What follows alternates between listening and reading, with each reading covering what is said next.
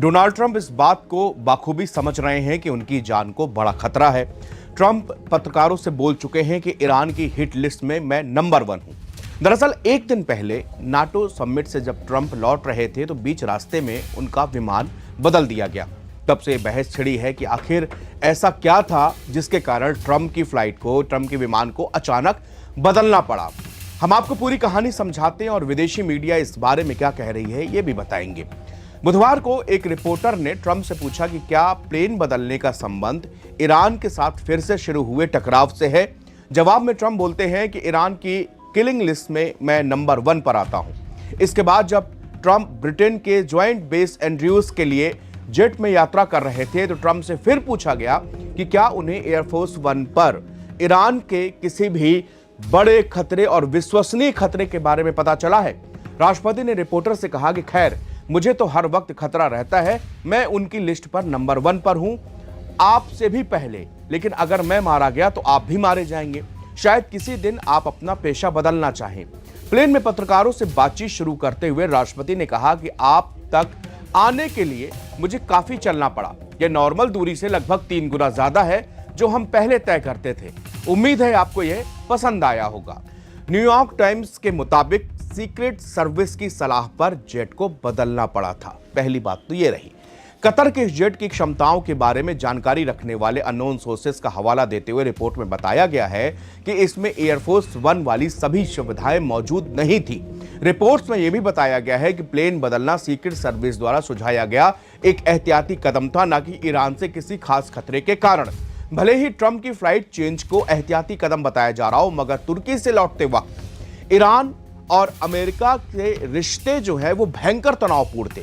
Reuters की एक report के मुताबिक सीक्रेट सर्विस की सलाह पर यह कदम उठाया तो गया, लेकिन राष्ट्रपति ट्रंप जिस नए कतर से उपहार में दिए गए गिफ्टेड प्लेन में बैठे थे और तुर्की भी उसी से पहुंचे थे, उसमें पुराने एयरफोर्स 1 की तरह आधुनिक एंटी मिसाइल डिफेंस सिस्टम और सुरक्षा कवच पूरी तरह से इंस्टॉल नहीं थे।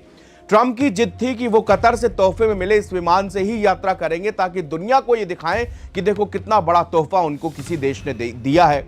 इस तोहफे का महिमा मंडन करना चाहते थे, लेकिन सिक्योरिटी अफसरों ने साफ कहा कि देखो सर, इनपुट प्रॉपर है, दिक्कत हो सकती है, इसलिए हमको आगे का सफर एयरफोर्स 1 में करना चाहिए, अपनी फ्लाइट चेंज करनी चाहिए। इसलिए ट्रंप ने ब्रिटेन में पत्रकारों से कहा था कि आपसे मिलने के लिए मुझे 3 गुना दूर आना पड़ा, वरना मेरा रास्ता तो छोटा था। यानी कि अंकारा से जब लौटते तो डायरेक्ट वाशिंगटन नहीं लौटे, वाया ब्रिटेन होके फिर वाशिंगटन लौटे और ब्रिटेन से उन्होंने अपना फ्लाइट चेंज करी और फिर वहां से वो वाशिंगटन लौटते हैं।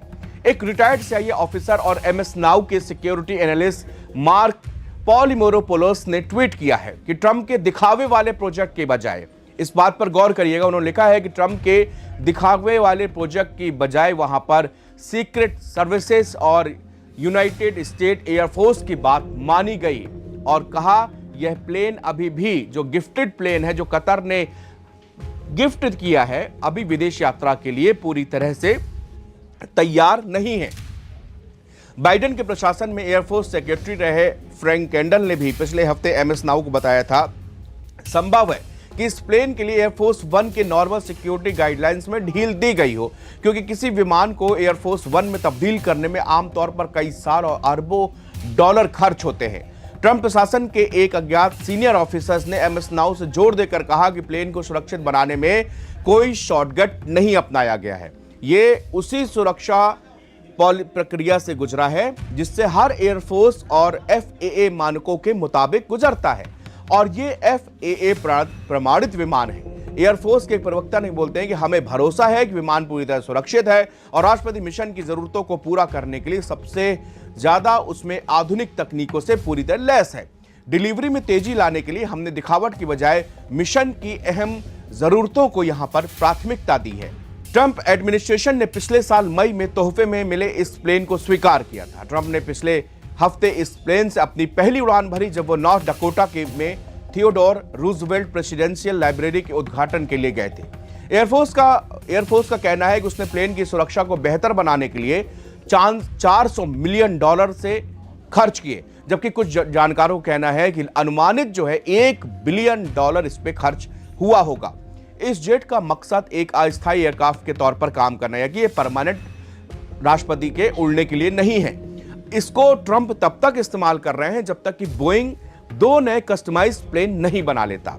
इन नए प्लेन को बनाने में काफी देरी हो चुकी है। इस तोहफे को लेकर कॉन्फ्लिक्ट ऑफ इंटरेस्ट की चिंताएं भी जताई जा रही हैं। हालांकि ट्रंप का कहना है कि यह पूरी तरह से एक तोहफा है, गिफ्ट है। इसके बदले कतर ने हमसे कुछ नहीं मांगा। उनका इरादा है कि पद छोड़ने के बाद यह प्लेन मियामी में उनकी प्रेसिडेंशियल लाइब्रेरी में चला जाए। हालांकि ये साफ नहीं है कि ट्रंप के पास इसके भविष्य के बारे में फैसला लेने का कोई अधिकार है या फिर नहीं है। ट्रंप ने अंकारा, तुर्की से अपने एयरफोर्स 1 जेट से उड़ान भरी। वो वहां से उस बोइंग 747 से गए थे जो पिछले साल कतर ने अमेरिका को तोहफे में दिया था। ट्रंप ने तुर्की में पत्रकारों को बताया और ट्रुथ सोशल पर भी लिखा कि वो पुराने प्लेन से अपने घर लौट रहे हैं क्योंकि कतर के जेट को इंग्लैंड के सफोक में मौजूद अमेरिकी एयरफोर्स बेस RAF मिल्डन हॉल और यूरोप के 2 या 3 अन्य बेस पर ले जाया जा रहा था ताकि सर्विस मेंबर्स उसमें प्लेन को देख सकें। उन्होंने इंग्लैंड के इस रास्ते को अपनी एक छोटी विजिट भी बता दी।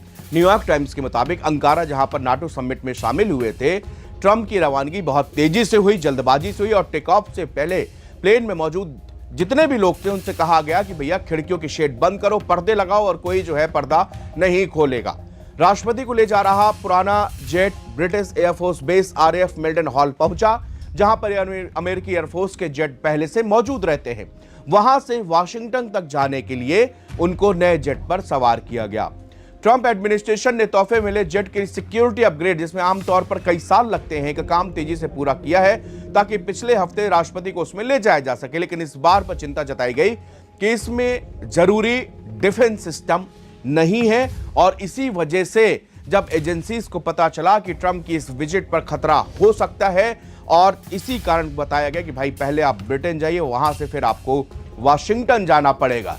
लेकिन इस मामले में सबसे बड़ी बात यह है कि सिक्योरिटी एजेंसीज को ट्रंप को समझाना पड़ा बाकायदे कि सर देखिए, हम इस प्लेन को बाद में भी लोगों को दिखा सकते हैं, यूरोप में आपको जाना है, ब्रिटेन में जाना है, लेकिन अभी यहां पर सिक्योरिटी का बड़ा इशू है क्योंकि इस वक्त पर ईरान के ऊपर हमले किए हैं अमेरिका ने और खुद ट्रंप इस बात को बार बार कह रहे हैं कि भाई हमको जो है, मैं ईरान की किलिंग लिस्ट में नंबर 1 हूं। दूसरी चीज, 4 तारीख से 9 तारीख तक ईरान के अंदर जो अपने अंतिम नेता की विदाई चल रही थी, उस दौरान जो है लाखों लोग, हजारों लोगों की भीड़ थी और एक ही नारा की, नेतन्याहू को मर्डर करो, ट्रंप का मर्डर करो। इस तरह के नारे जो है वो पूरे गूंज रहे थे। ये भी कहीं ना कहीं एक संकेत है कि कितने ज्यादा नाराजगी ईरानियों के अंदर ट्रंप के प्रति और नेतन्याहू के प्रति है। इस खतरे को भी एजेंसियां अनदेखा नहीं कर सकती, इसीलिए प्रॉपर इनपुट के बाद में ये फ्लाइट इस तरह से चेंज की गई है। शुक्रिया।